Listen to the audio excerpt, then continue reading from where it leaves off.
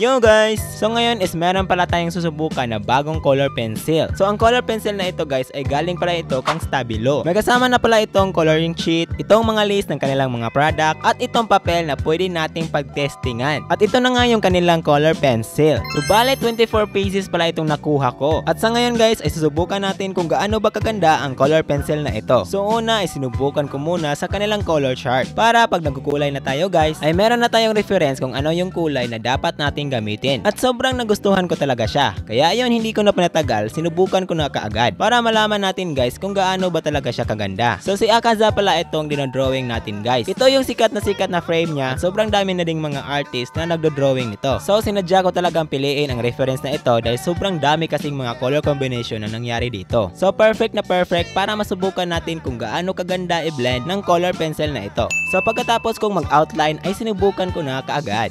Let's go! So inuna ko pala sa part ng kanyang mata dahil sobrang dami kasing mga combination na nangyari dito. At base sa experience ko guys ay sobrang nagustuhan ko talaga yung kintab ng kulay niya. Ang kagandahan din sa color pencil na ito guys ay sobrang dali lang talaga niyang mabura. Super quality talaga ng kanyang pigment na pag nagbe-blend ka ay wala ka man lang makikita na namumuo. As in sobrang kapit talaga ng lid niya. Bagay na bagay ito pag mahilig ka magkulay sa mga drawings mo. Pag tinasahan mo ito guys ay hindi din ito madaling maputol. So sa ngayon ay ito pa pala yung progress ng drawing natin. Gagawa natin ito ng part 2 guys para dito sa mukha niya. Kaya kung kayo guys ay naghahanap kayo ng quality pero affordable na color pencil ay ito talaga yung ma-recommend ko sa inyo. Nasa yellow basket sa ibaba ang link.